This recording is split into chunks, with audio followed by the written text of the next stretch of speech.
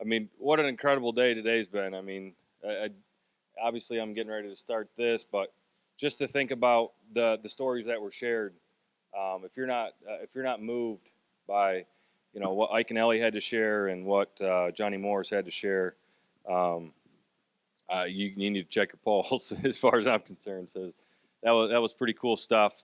I'm Seth Borton. I get the privilege of doing this little segment, Poser or Professional, with Jimmy Bell. Um, Jimmy and I essentially have been all over the student angler platform. Jimmy more so with the high school angling, and then myself with collegiate angling, being the college coach at Adrian College. So, so Poser or Professional, building blocks to a successful student angling. Um, Obviously, some of you guys I've talked to in years past. Maybe I'm potentially speaking to some future team members. Don't know. But essentially, these are some of the things that I know are near and dear to Jimmy's heart in the development of his high school anglers, as well as my college guys, as I work with them on the different things that I expect from them. So, Poser or Professional really means several different things, and it's kind of a unique title in that you go, what the heck does Poser or Professional mean? Well, most of us at the very beginning of our careers, we have to be, we have to be posers. We have to fake it till we make it, because honestly, if we're honest with ourselves, we don't have the experience, we don't have the network, we don't have the relationships and all the things necessary to, be successful. And so you have to take the baby steps to go through that. So I know most of you guys have all heard the phrase, you got to fake it till you make it. Well, there's a lot of truth to that in a lot of ways. So, the whole poser to professional, that's the poser piece. And then obviously, hopefully, as we go through the baby steps, we get to a better understanding of what it actually means to be not just a professional angler, but a professional in how we go about our day-to-day things. So let's just move forward here. This is a quick overview. I'm going to handle 8 powerful P's. These are things that I talk to my guys constantly about. And, even if you guys do, even if all of us do some of these things well, there's always room for improvement. So we're going to talk about those 8 powerful P's, what those mean.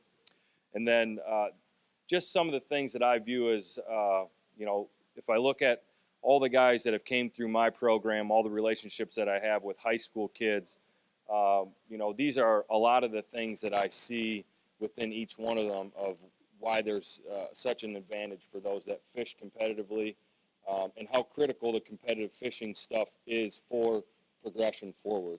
It's really difficult for guys that don't have a competitive fishing background to move forward to the next stage, especially if they're talking going from high school into college and college into, opens or BFLs or whatever. You got to start with relevant experience for the next step in the equation. So, and then taking control of the what and who, I'll flesh that out a little bit more. Then Jimmy's going to take over separating factors, some 3 set factors that we feel, make all the difference in the world as far as why one team or one angler seems to kind of be lucky or create his own luck better than the next guy. So we'll discuss that. And then also barriers to entry.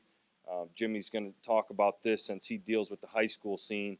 Just some of the ways that you would combat or get by, just maybe a general lack of interest within a club that you're trying to start, or a high school, or not having boats, boat captains, all these things. So Jimmy's going to discuss that then, as well as we see a lot of stuff on the etiquette side across all levels of fishing, but especially at the foundational level. Him and I both feel it's critical that we kind of touch on, that there is legitimate etiquette in the sport, and what does that mean from location to location and situation to situation, and just so we can hopefully avoid potential pitfalls and issues as the youth and the foundation of competitive fishing move forward. So the first one, passion. Obviously, you've heard the word passion reiterated a million times in a million different ways. But for me, passion, the dividing line between something that I'm passionate about and something that I like is this. If I make decisions throughout the course of a day that are influenced by my passion, it's incredible how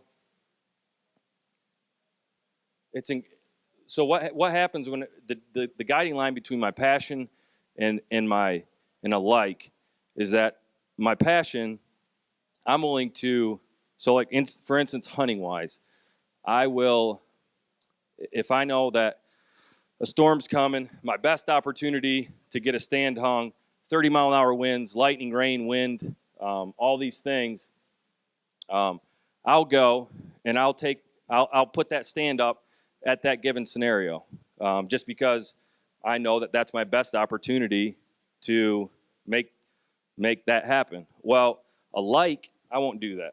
For my family, I love my family. I love so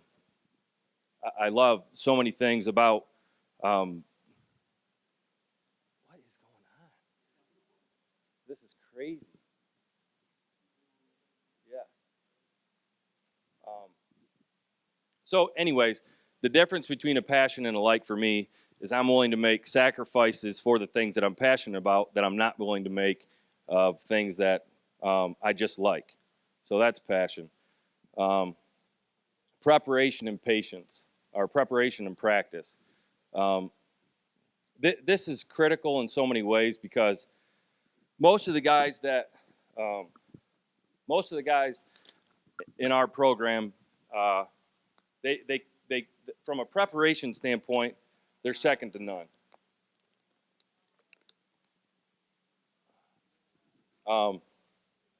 They've put in the work as far as at the junior level.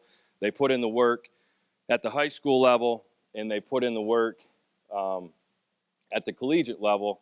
But I get asked the question over and over and over again, what do I need to do in order for my kid or my son or my daughter to achieve the next level of success?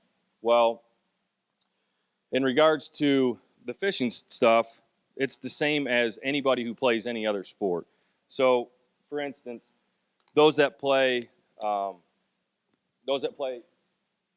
collegiate basketball, there's a good chance that all those kids played travel ball as 7th graders, they played travel ball as 8th graders, and all the way up through.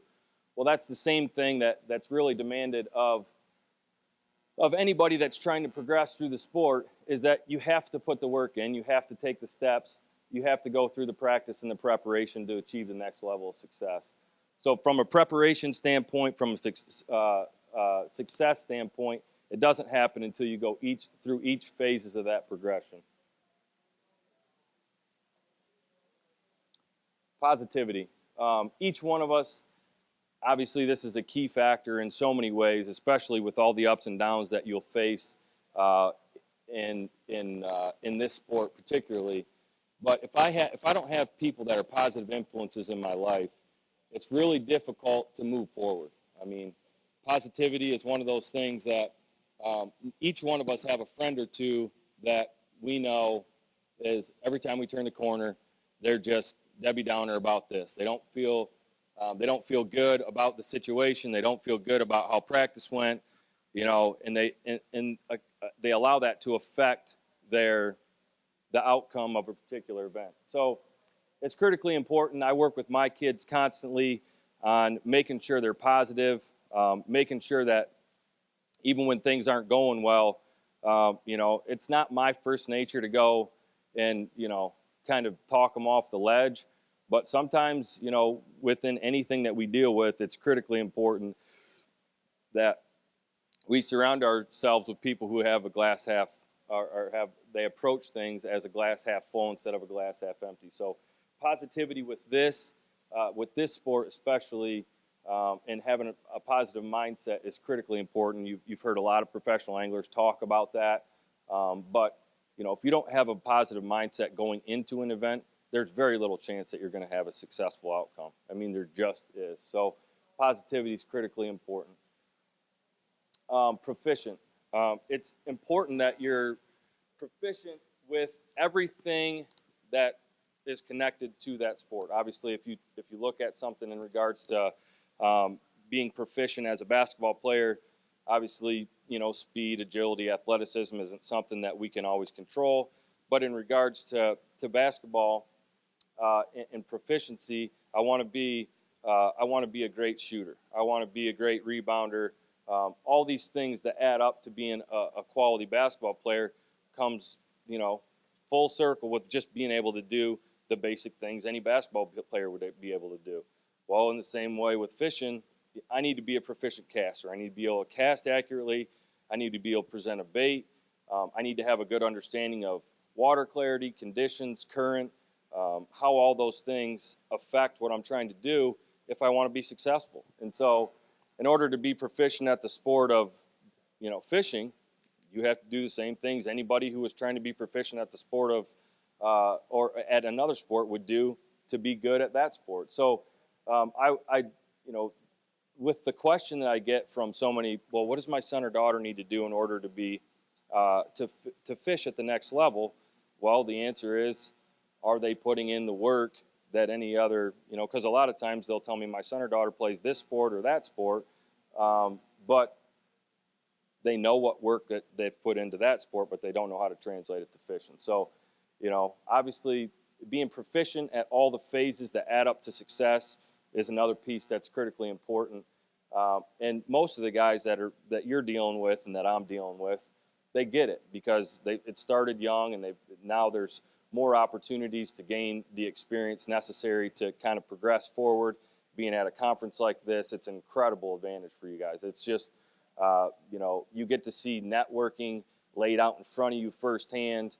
You get to see, stories and experiences, and just you learn and live through other people's experiences as well as your own, and it's an incredible opportunity to see what goes on in a scenario like this. As far as number 5, patience. There's a lot of ways that you can apply patience to angling. Obviously, it's important not to leave a spot before you know what's going on, but it's also critically important that you have patience in just how you go about, acquiring sponsors and, knowing how to do that. The patience thing, it's a learned trait, in my opinion. I mean, we all want to have success right away without going through the steps, but sometimes you have to go through the baby steps before you can achieve what you're trying to. In a lot of ways, that comes through being patient. Prudent. I wrote down what this meant, but essentially, prudent is having the foresight and the composure to not make impulsive decisions, not make impulsive purchases. I noticed this in a lot of ways with my guys. They're the easiest people. I told my guys this in a lot of ways. They're the easiest people to sell to, and I was discussing this with you a little bit, because they think that a bait with one different colored flake in makes all the difference in the world. There's a million things that take our resources or that we have to spend money on in regards to this sport. And if we're not prudent with our resources and our time and all that stuff, there's very little chance that it's going to add up to successful outcome. So, I mean, I'm on my guys. Quit buying that stuff, quit. Yes, as you travel from one area to the next, there's different nuances that exist from lake to lake and from area to area. But they got to be able to show some restraint in the amount of tackle that they're accruing, and, realizing that it's probably not the one different flake that's making all the difference in the world. It's probably speed, it's probably location, it's time of day, a bunch of different factors. But you got to learn to be prudent in this game, or you're going to struggle.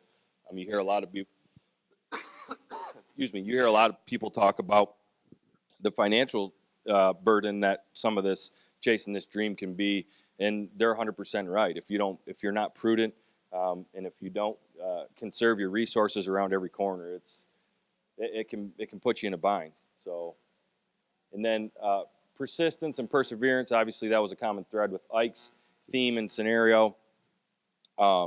Persistence and perseverance is key to success in anything in life, in any sport. but it feels like everything to do as it connects to fishing with perseverance and persistence might even be a notch up, just because this is one of those scenarios where you're just going to see way more, it seems like way more difficult times and way more scenarios that test your time and or that test your mental toughness than really with, I mean, I played college basketball and played all the sports coming up, and those were great at developing so many skills, but I feel like just the angling and the competitive angling side of stuff has probably pushed me more than just about all of the regular mainstream sports did, because it entails so many different things. So being patient or being persistent and having perseverance is just absolutely critically important. And you guys have heard a lot of these phrases before, but for me it boils down to, where am I at with these things, and how do I get myself to the next level? Personable. This is one of those things that all of us have a different personality, but you guys have watched probably in a lot of ways. A lot of people in the fishing industry, their success has come and gone, but their personality, their brand has never left. And in those scenarios where the personality and the brand's never, the brand is there, to me, it boils back to their personality. I mean, obviously, Swindle's had some success here and there, but you can't help but, if you see a video on Facebook or whatever, you can't help but listen to him because you know it's going to be funny.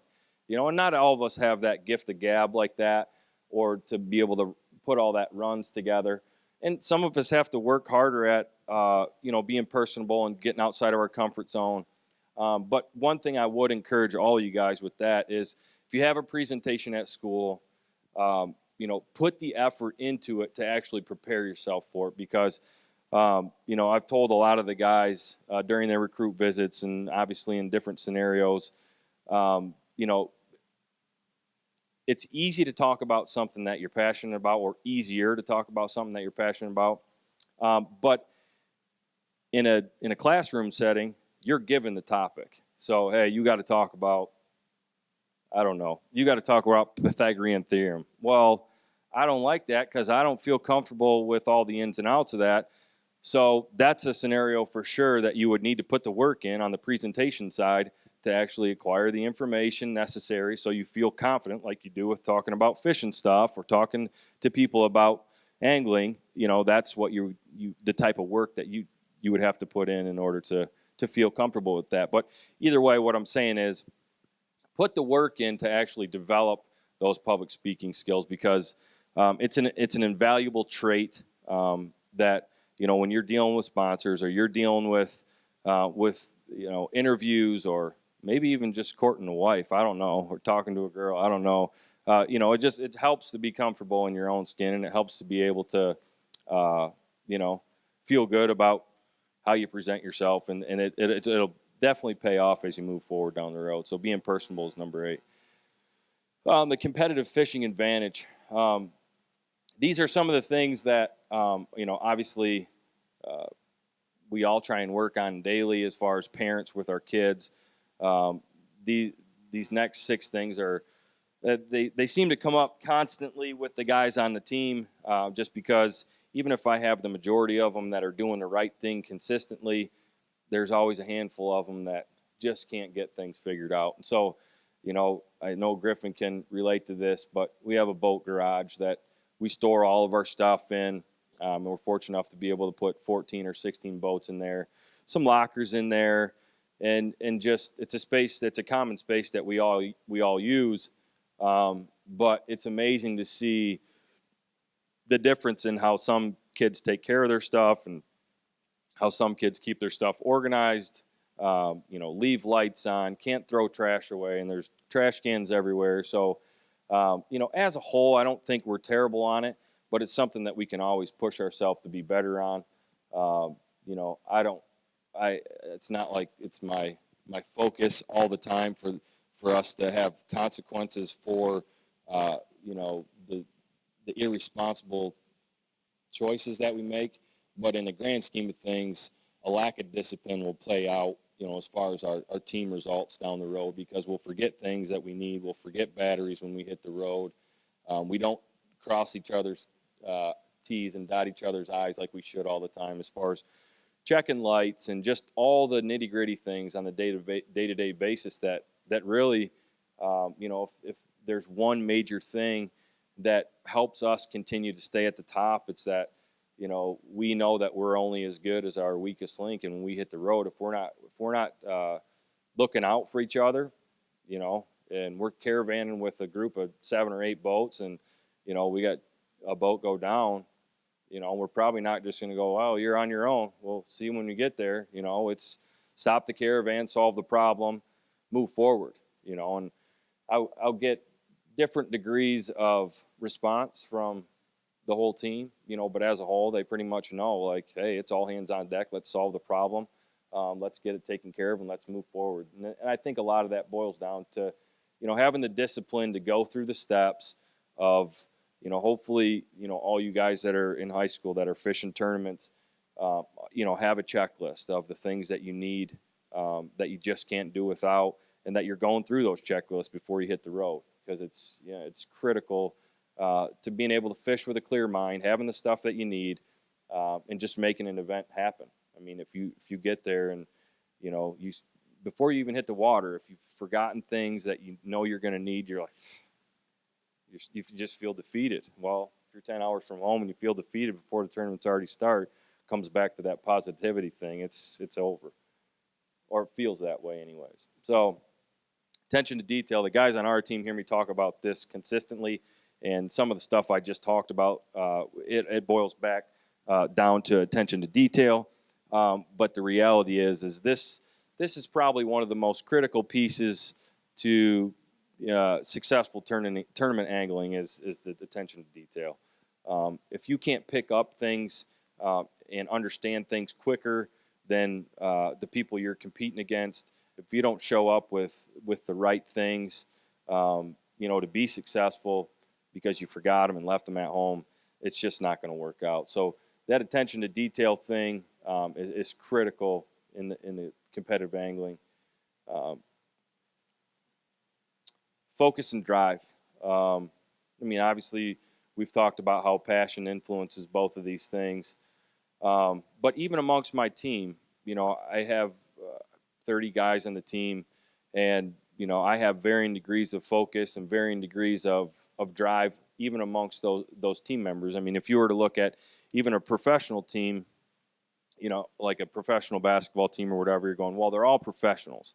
Well, yes, there's God-given traits that make one professional better than another, your outlier guys, but there's a reason that even though they've all made it to the professional level, there's a reason that some of those guys continue to accelerate past the rest. And a lot of that, for me, comes back to they have a different gear. They have a different focus. They have a different drive.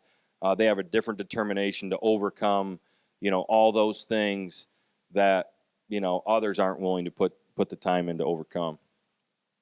Time management. I mean, obviously, in your student angling scenario, you've even talked about how you've implemented for your program. What did you tell me? 3.5, or did about what a GPA expectation? A 3.5. To me, that's incredible and commendable, especially if the guys have the determination to achieve that because they're wanting to fish. On our team, we're at 2.0. But if you ever drop below that, you're not going to be able to fish. But either way, time management is critical. I mean, especially as you transition from the high school scenario where you're going home every night, mom and dad are able to kind of go, hey, did you get this done? Did you get that done? And you're saying, yep. They get to monitor stuff on a lot more, a lot closer level, where at college, there's more freedom, there's more flexibility with your time. And the reality is, as soon as you graduate, you're going to be working a job that, hopefully is 9 to 5. But either way, you have more things to juggle than just the job. You have all the other exterior things. And then obviously as you have families and different things down the road, if you don't develop those time management skills at high school level and then at the college level, kind of just re-solidify them, it's going to make things really, really difficult. And, obviously the time management stuff is something that if you don't manage your practice days wisely, all of you guys can probably look back at the time management scenarios of, man, we spent too much time doing this, we got led astray doing that. You know, all of us can see where outcomes of events and different scenarios in our life could have been drastically different had we managed our time differently. So that's a valuable piece to the equation. Then obviously public speaking, we've already touched on that a little bit. I'm not going to belabor that anymore, but it's a valuable tool in so many different ways. You know, even from the standpoint of you know, when you go to an interview, just feeling comfortable and just knowing that, you know, I may not know the answer, and sometimes the best answer is to tell them straight up and be honest. Like, listen, I don't know, but I can guarantee you I'll put in the work to get the answers, or to get a positive outcome. Overcoming adversity. Every single one of us have probably seen this as far as ups and downs in regards to our angling careers and life in general. But overcoming adversity is pretty critical in this sport. I mean, lost fish, equipment failure, you know, I mean, the list goes on and on and on and on of the things that, you know, we feel like we're fighting constantly against the fish, but then all of a sudden our practice conditions on tournament day are completely opposite of the tournament itself, and it changes everything, and we don't know what to do, you know. And so being able to overcome those situations, have a positive mindset, regardless of the factors that we can't control, you know, hopefully most of you guys, and this is where, you know, at the high school level, the more you've been through these scenarios of having to overcome all these things that don't go your way, you know, it feels like for us, especially, I don't know if the high school scene sees this as much as us, but obviously with us being a northern school, having to typically go 8, 10, 12 hours south, I don't know, it's pretty easy to go, we're kind of defeated before we even get there, because there's half the field may have more interaction or more knowledge, you know, previous knowledge about that body of water. And so, you know, that's one of the things that we talk about constantly is, you know, controlling our positive mindset, and then not dwelling on the things that we can't control, because there's only so many factors in this sport, and really any sport, that you can control. There's a lot that you can't. Feels like there's more so in this sport. There's more factors that you can't control than what you can. So you really have to work hard on the ones that you can control. So, and then the last one's problem solving. I've talked with Jimmy a lot about this. You know, most of the guys that are on our team are pretty good at solving problems because they've had to solve problems with limited budgets. They've had to solve problems with, you know, at times where there's no one else to help you, you know, and if you're on the road and it's just me and, you know, whatever brains that we got amongst the guys on the team with previously having a similar issue, you know, if you got a tournament the next day and, you know, you know, most of your marinas are closed down, better be able to solve a problem or your tournament's over before it even starts, you know. And so most of the guys in the high school scene that I talk to, and most of the guys on our team, from a problem-solving standpoint, I mean, I think we've touched on it. I mean, they're pretty good about diving into it, but we can all get better at it. You know, I got a handful of guys that I know if they encounter problems, it's pretty much, hey, coach, can you solve it? Because they're just not willing to dig in. You know, they're just not willing to dig in. And, you know, a lot of times it's just a matter of putting your flashlight down there and going, man, is there anything obvious? I mean, the amount of times that something's been an obvious, you know, wires got crossed and melted together, and they're like, coach, it just did that. I'm like, well, these two wires are completely melted. Is that the smell and oh no, never saw it, you know. And you're going, man, I mean, just try. You know, when you actually encounter a problem, just try, see if you can solve it, you know. And then if you can't, get other eyes involved and get other team members involved. But you know, when you're out on the water and the fuse blows or whatever, it's you and your partner. And on the college scene, you at least have an adult probably to rub, you know, to rub the problem off their, you know, mind. But you know, when you get to the college scene, it's you and your buddy, and hopefully you got some good problem solving skills. So controlling the what and who. How many of you guys have all heard the phrase, it's not what you know, it's who you know? Pretty much everyone. You know, the thing about controlling the what and the who is that, you know, most people would lend to believe that, you know, if we're not blessed with the huge network that dad knew and whatever else, if you're not blessed with being able to glean off of who your parents know, then you're pretty much screwed. You know, my story is a story of, you know, not really knowing anybody, not really having I had a family that fished a little bit, but never really wanted to take it to the level that I wanted to take it to. I had to do my internship at Bass Pro Shops.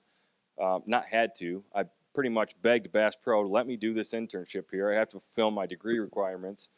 And little did I know, after, you know, call after call after call to a bunch of different organizations in the fishing or businesses in the fishing industry, you know, not many people at that time were allowing people to do internships. Now, you know, I feel like, you know, through scenarios like this, you know, I can call a lot of different companies and go, hey, is there any opportunity for one of my guys to do an internship or have an opportunity?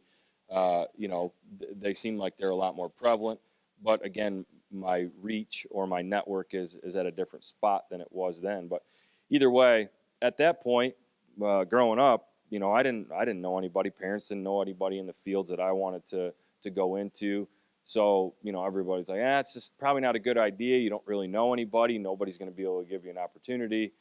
And, you know, by begging and beating down that door at Bass Pro, they finally said, listen, I don't know what you're trying to do, but we'll do it. So, you know, I did the internship for 6 months. They ended up wanting me to hire on as a fishing lead after that. Didn't really like the retail scene, but, you know, you've heard a lot of, you know, whether it was Ike and Ellie and some of the other people, I'm sure, all started with jobs in retail, working in the fishing department.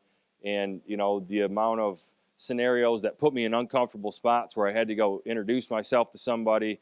And before long, I was meeting people that I had no idea what their background was. And they're going, hey, I got this opportunity, I got that opportunity. You know, I'm picking up just tons and tons of things, gleaning information from them that I never dreamed of. And so it was one of those scenarios where, you know, you just never knew, you never knew who you were going to run into on a course of a given day. And I think Jimmy's got an interesting story about this gentleman here. But essentially, you have control. You have control over what you know, and you have control over who you know, by how much you're willing to dig in, by how much you're willing to read, by how much you're willing to, you know, seek out relationships of people that know more than you, and that, you know, there's just a lot of ways to control both of those factors, and I choose to fall under the mindset that I ultimately control who I know and I control what I know, by how much I'm willing to get my hands dirty, by how much I'm willing to show up at shows with a pair of work gloves on, by how much I'm willing to shine some shoes and go, hey, do you feel like there's a relationship worth building? You know, I don't have everything that maybe somebody else has, but I have a willingness and a determination that will trump all of them, and I'll prove it, you know. And if down the road 6 months they feel like, you know, they still don't necessarily, they don't believe in you, want to go a different way, fine, no problem. You know, I move on, and, you know, I keep looking for the next opportunity. So, you know, that's controlling the what and who. You know, obviously you don't have a ton of say in that right out of the gate, but, you know, you guys that are here are putting your footprint on controlling the what and the who, and it's kudos to you guys. What an unbelievable, you know, day of interaction with some incredible, influential people in the industry. You know, and so now I'm going to turn it over to Jimmy, and he's going to finish off this little story about this. And like I told him, I'm interested in hearing this. So, thank you, Seth. Okay, forward must be forward, huh? Appreciate you letting us come up. As I talk, I'm going to go through kind of a couple different ways with this, right? So everything that we've heard from Seth, which is extremely important as you're preparing and as you're trying to move from the high school ranks up to the college ranks into the professional ranks possibly, there's two sides of it that you're dealing with all the time. So we talk about preparation. We're talking about preparation for tournaments and fishing and things of that, but there's also preparation on the business side. So you've got a business aspect and you've got a fishing aspect. And as you start to move up, you're going to learn that both pieces of these are extremely important. Seth talked about a little bit on what and who you know.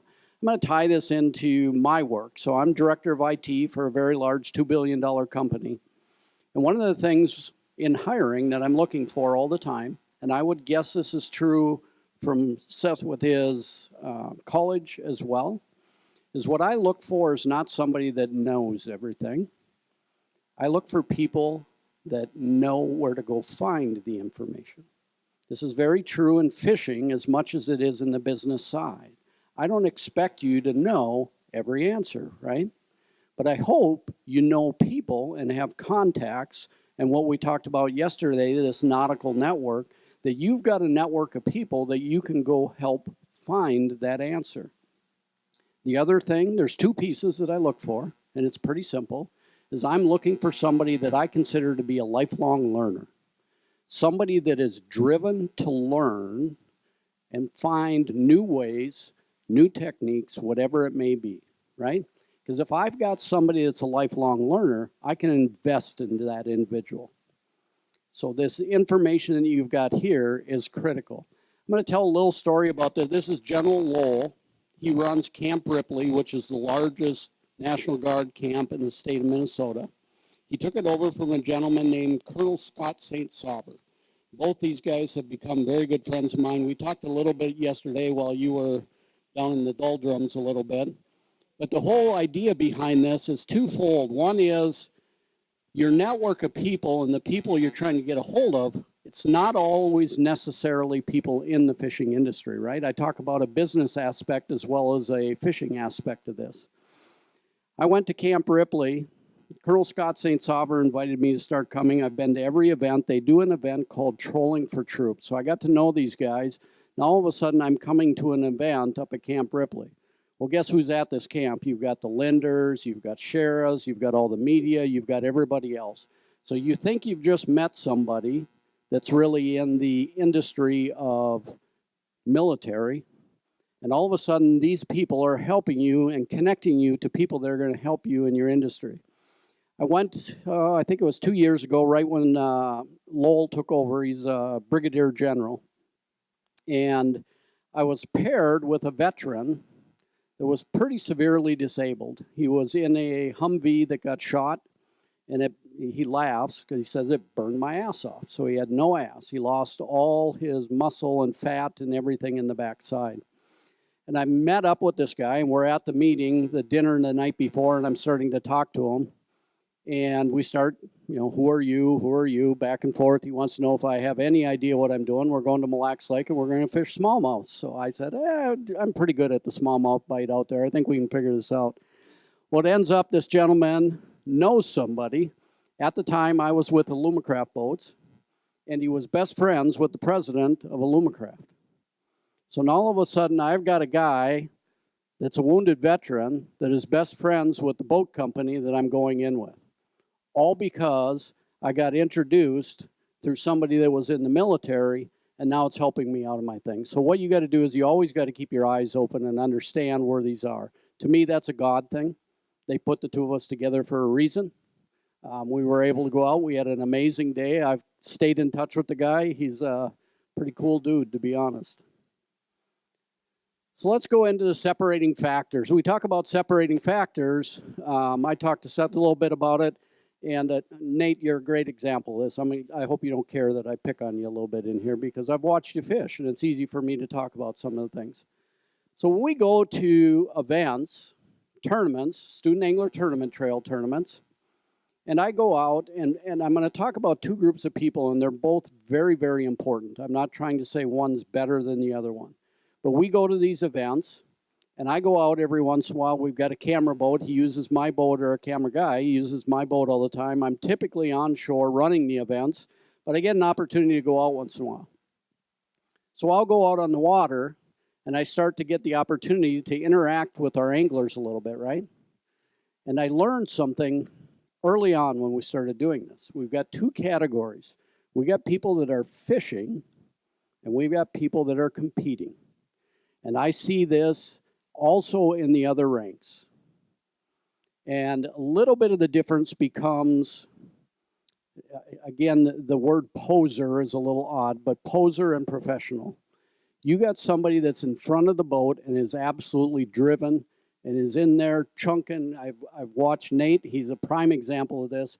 He's up there and he's fishing, right? He's into this game and he's trying to figure all this stuff out. And we've got other people that are sitting on the front deck, dragging a Senko around. You know, they're out there fishing. That's great. We need them. We need all of them. But you definitely have people that separate themselves by doing certain things. Preparation and practice. This is true in both the business side and the fishing side, and it is absolutely critical. When you are preparing for an event, it's not just going out and pre-fishing and all the rest of it, but it's everything that Seth has walked us through, right? We gotta, when you get there in the morning, if I see somebody pull up and we're at a boat ramp or whatever for an event, and they're sitting there tying on lines when I get there, they are not prepared. There's work that's got to be put into this. And the practice on the water and off the water is where it all happens, right? You've got a great opportunity, Minnetonka, you're able to be on the water, you can go do some of these things. Some of the other people got to work harder and figure out a way to get out there. But the way you get better is you practice, whether it's mechanics or whatever it is. I was down at Yamaha, I think it was 2 or 3 years ago at the test facility, and we were testing some new product that was coming out. And I had Cliff Pace, who's a Bassmaster Classic winner, Bill Lowen, Marty Robinson, and one other guy. So we're done for the day, and we decide we're going to go out on the river and we're going to go fishing. And I get in the boat with these guys, and I'm a walleye guy, right? I'm just learning this bass stuff. The mechanics of these guys is something that if you have not fished with them is unbelievable. It is absolutely second nature. I was in the boat with Cliff Pace. We were on the river, and there's a barge, and there's a cable, and I would say from here to the doors away, he's got a crankbait. They all run custom reels and crankbaits and everything, probably this big, like a little Rapala number 7 type crankbait. And he is underhand casting with a bait caster from here to the door, underneath those cables, just flipping it all the way down there. And I'm like, you got to be kidding me. I can't even cast that far with my spinning rod. But the mechanics that are in here, how did he get that? Practice, right? Practice, practice, practice. The guys that are putting the time in, sitting in their basements, flipping into buckets, doing whatever. Now, we talk about preparation and practice. If you're going to go in and maybe you're looking at going to Adrian College and you want to sit down with him, right? You better put preparation into that. He's probably going to be asking you some questions. He might ask you for a resume. You got to be prepared when it comes to the business side as well as the fishing side. If you're not, you're going to go into a meeting, you're going to have a phone call, you're going to do whatever, and you're going to fail at it. Processing information. I think this is the greatest thing because I believe fishermen in general are amazing at this. We are one of the only sports where we're going after something that we cannot see at all. We don't know that there's a basketball hoop there and we can see and we can shoot at it, right? We're going after something under the water that we can't see. So you need to be able to process information and you need to be the problem solver that he was talking about. Because all of a sudden you're trying to take all the information in, right? So now all of a sudden electronics, patterns, bites that you've got, bites that you've missed, all start to play in. And you've got to be able to process all that information. It is absolutely critical that you learn how to do this. Electronics are a big piece of it, right? We have learned in the walleye circuit, there's some guys that have come up on the walleye circuit, and the reason they have catapulted themselves is because they're so good at reading electronics. You take things like a Garmin LiveScope and be able to see these fish and actually get to a spot, drop your trolling motor, look through a field of boulders and say, oh, I've got fish over there 100 feet. That's something we couldn't do before, right? So all this stuff starts getting, and you need to get better and better and better at it. The way these guys have catapulted is because of the information and being able to process that information. They might not be the best at mechanics. Maybe they're best at electronics, right? If you can sit and read these fish in the weeds and see them swimming around, big difference. Deductive reasoning, general to particular. So deductive reasoning, if you're processing information, then you've got to take that information and make a decision on what you're going to do with it, right?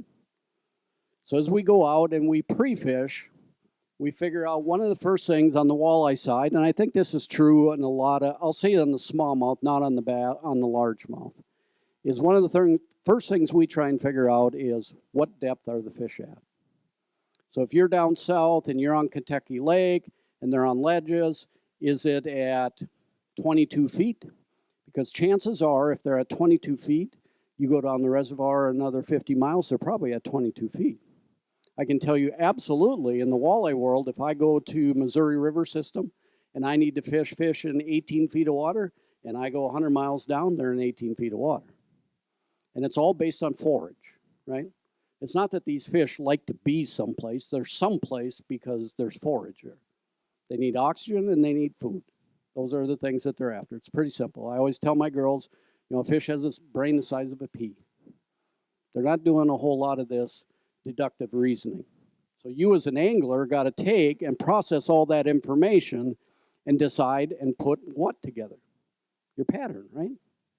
That's ultimately what you're trying to do is how can we catch more fish?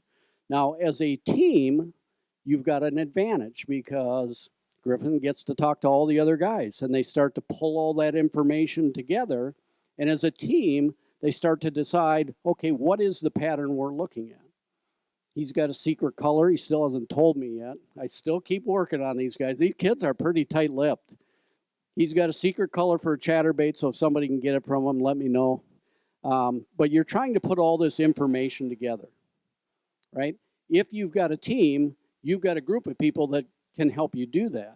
In a lot of tournaments, you're not as a team, right? We look at our student angler tournament trail. You might all be part of Wayzata's team, but you're competing against each other. That's one of the reasons that we looked at doing some of the team stuff last year, is it starts you to get used to what's going to happen at the college level.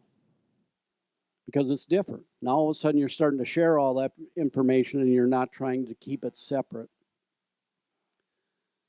Barriers to entry. So let's talk about this a little bit. Most of you are on teams. I heard you guys when we were talking earlier about do you have anybody else coming up behind you, right? And that some of that falls on people like us. If we're running the Student Angler Tournament Trail, we ran 8 events last year. We were filling 150, 200 boat events in 20 minutes. So we know that we've got success there. But what we've got to be able to do then is have that feeder circuit that comes in. So it's incumbent on us to figure out how are we going to get the juniors to help you guys when you leave as seniors, have somebody available at your high school to continue to do that. I think a lot of it is just we've got to create a junior program in the SATT. We're talking about that, and I'm sure we will. We'll probably have some events this year. But there's barriers to entry that we hear about all the time. What if you're attending a school and you don't have a club? Start one, right? Who in here can raise their hand and say you started a club? All right? I think I met you at a BASS meeting, 3 years ago. And he was there for one reason. A young man right there wanted to start a fishing team. One guy wanted to start a fishing team. How many kids do you got in Wayzata now? 35? So you had one guy that wanted to do something, did something about it, and now they got 35 kids on that team. That's pretty cool. Pretty cool deal. So you don't need to be part of a high school. You can start a club. You can do whatever you want. We're here to help with that. That's our job. So if anybody wants to start a team, we'll help. You guys were over on the Wisconsin side. I mean, I had calls. I wasn't physically there helping, but I'll do what I can to make a difference with that. No partner. I hate this one because there's always a partner. We go back to the work that you want to put in. How strong is your passion to want to go do this? If you've got a strong enough passion, you are going to find a partner. That I will not put on us, that I will put on you guys. It is a possibility. You just got to go look. When we fish a student angler tournament trail, if your school doesn't have a team and you want to partner with another school, we're all about it. Don't care. If your school has a team, you need to be within that team to do it. No boat. This is a boat captain thing. So what we're seeing is a big difference that's going on right now. We talk about how student angling is going on, and I listen to Johnny and Mike and some of those, and I agree and don't agree sometimes. I believe when we go into 2020, there's a new generation that's coming in. If we look at a decade ago, smartphones were just coming out, right? And technology and everything was on the increase, and everybody got caught up in technology. And it was all about a cell phone and this and that and everything else. This generation grew up with all that. It's not new. The new cool thing is the outdoors. That's what everybody is excited about right now. And I believe that's why we're seeing this increase, is the new cool thing. Look at the trap league in Minnesota. What do we got? 18,000 people, I think, we had shooting trap last year in Minnesota. 18,000. In the last 3 years that the Student Angler Tournament Trail's been in, when we started, we figured there was probably 25 to 30 high school teams. Right now, we feel there's about 150. Jason Barr and myself have probably helped close to 100 of those get started in the state. It's not because we're going to them and saying, you need to start a team. It's because they're coming to us and asking, how can you help us start a team? And we will do everything we can, and I believe BAS will, and I believe TBF and SAF will as well. It's not just us. They're all wanting to get kids involved. So boat is a big factor. Parents are starting to buy boats because they realize they got to get involved. We're working right now, I'm working on a grant with the DNR to do what we call a boat captain registry. What that'll allow is if your school is having a high school tournament on lacrosse and you need 2 boat captains. You need 2 boats and 2 boat captains. You can enter the data as a coach into this website. We'll have volunteers that have signed up that say they want to help, which the NPAA is a great place to do that, right? Because we got all kinds of people that have boats here at the NPAA. And if they sign up, then what this website will do is maybe your dad puts a notice in, says, I need 2 boat captains in this area. It'll use geocaching. It'll look and say, okay, I've got 20 guys in a 100-mile radius that have said they're interested. It'll send an email out to those people saying that we need 2 boat captains for lacrosse on this date. And if you're interested, here's the contact information for the other person. So we're trying to do some things to help with this. This is a restriction, but realize specifically in the SATT, we let you leave from any ramp. So we don't care that you all take off from the same spot. So a boat with a 250 horse doesn't matter if you got a boat with a 20 horse. Because you can go out and you're sitting at your spot and you're ready to go when you go. So boat restrictions don't tie in too much. It makes it a lot easier if you're willing to do that. No boat captain, same thing. We just talked about it on the boat captain registry. The boat captain is typically going to be the one that's going to provide the boat. So if it's not mom and dad, it's got to be somebody else. But don't make these restrictors, right? We can help. There's people around you that'll help. Trust me, the industry wants to help. We know that this is the key. No monetary resources. This is a big one because it does cost money to do this stuff. It's not cheap. What you will find is most of your boat captains will donate their time, but there's still rods, reels, tackles, all this. Now, there's a lot of programs that are out there that are designed to help you purchase product. That could be St. Croix rods, it might be boat companies, it might be tackle companies, it might be Shimano with all their reels and stuff. They've all got these high school programs. To me personally, and I'm going to tell this to all of you, I think we're creating a monster by doing this. because now all of a sudden we've got a group of anglers coming up that expect to get free and discounted product all the time. And eventually you're going to have to go into a store and buy product. And if you walk up to that guy and say, hey, well, you know, Shimano gives me a deal on this stuff, we create this issue that we really have. And we haven't figured out how to balance that yet. But just realize that if you're getting these programs, there's some expectation. That professionalism that we talk about, you don't go around bragging that you got a discount on this or that, or give discount codes to your buddy that's not on a team. We need to manage that, and it's up to the individuals to do that. I think you had a slide, but we didn't have a slide. You talked? No? Okay. So what I'm up here, and Seth is up here, is if anybody's got any questions at all for us. I've talked to a lot of you, so I know a lot of you that are sitting in here, we've talked already and had a lot of questions and conversations back and forth. I do have business cards if anybody's interested to know how to get a hold of me or whatever. Welcome to do that. And again, I'm sure Seth does as well. Yep. Yeah, if you got any questions for the college guys, colors, find out the color from that guy. I know he helped. Who was it that you helped? Was it one of these guys or not? Down in Kentucky, was it? Or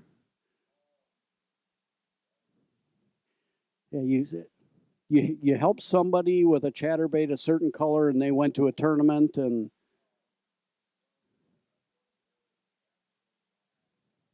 okay, that's what it was. Yep, at the youth camp, the one that you run up there. And he helped them with some ideas on a certain bait, and they went out and bought the bait, and now they think it's the greatest thing since sliced bread. So, well, that's all I got. If anybody's got a question, if not, yes, Pete. Yep, yep.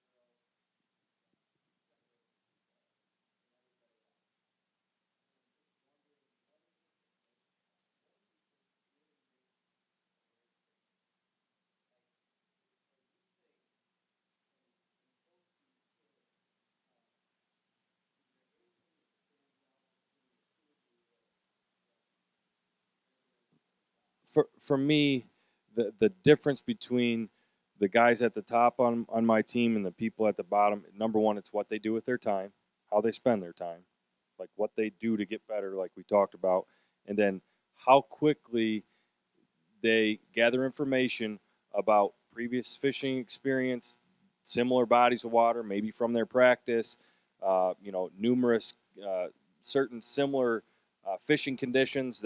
They know how to make quick adjustments based on wind, water clarity, current, those conditions. That's the greatest dividing factor is how quickly they can put those, the factors of that day and that event, not fish off previous stuff, yes, they're using previous lakes information and they may use some of their practice information, but my best guys can make a decision to bail on what they were doing in practice because of the fact that things are just instantly different with conditions. And they go, we got to go try this side of the lake because this isn't working. Our water muddied, like the wind's blowing completely opposite. All we have is our 2 days of practice. We have to roll. It's 0 or 0. I mean, you get 10 hours from home. You either make that decision to ride it out and go, well, they just weren't there. You know, the conditions changed. I mean, you hear it all the time. Conditions change. It's one thing for me if conditions changed and you make adjustments throughout the whole day and you still can't get it figured out. I get it. I've been there. You know, but if you keep working at the same stuff, doing the same thing, and you could tell it's just not right, you know, that's the difference. I mean, the difference is the ability of my best anglers to make quick decisions based on change conditions, change whatever, change water clarity, current, whatever, wind, and they can, you know, deductive reasoning to get themselves in the right spot. And they don't constantly go, 3 casts with this lure, wrong lure. You know, 3 casts with this lure. No, they realize it's a speed thing. It may be a tweak in color. It's not, you know, they need to try 55 different lures, you know. I agree. And I'd say decision making, and I would say as you advance in your career, the decision making as you advance becomes a lot more gut instinct as well. So at first, it's because of a condition or a certain thing that you see, the muddy water or whatever. But as you get older into this, you will learn that you need to trust your instincts, right? We watch Iconelli on TV and some of the success he's had. It's just instinctive things that he's done. He had a gut feeling. Who was it? Randy Howell going out for the Bassmaster Classic, running down the lake, and just all of a sudden had a feeling that he had to take a right and go over to this bridge. There had been no fish on this bridge. That's your gut that's telling you. But then I also will add one other piece. That's specifically when you look at the fishermen. If I look at some of our student anglers and I say who's going to succeed and who's not, one of the other factors I look at is personality. Because people skills are huge in this industry. And I can use some examples in the walleye. We had some amazing walleye anglers. One of them was Ronnie Seeloff, one of the best lead core runners you could ever see. And he was great at it. He was a crop duster. And if you've ever fished lead core for walleyes, it's very much like crop dusting. You're trying to bring those lures in. One of the best anglers we ever had in the walleye circuit, but he never really, at a professional level, was able to get these big contracts and keep these big contracts. He was an amazing fisherman. He just didn't have that talent that he could sit in front of the people and discuss all that. So I look for personality. I can pick people out and say, they're going to succeed. I can tell they're going to, and then it goes back to the fishing side. There's two pieces that come into it. But personality is huge. This is a people game when you get outside of just the fishing, and more now to succeed, it's not just how good an angler you are. You heard the guys talk up there. It's about who can move the needle on sales, right? And they monitor that. Trust me, at the high school level, at all levels. There's a reason Lund did 970 jerseys for people last year, because there was boat sales that came with it, right? They do it because it's the right thing, but there's also boat sales. So they're watching all of that. So there's a personality piece as well as a decision-making piece.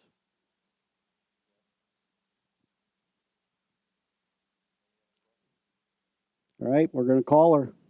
He made it through the whole thing. We should give him a hand. Give him a hand.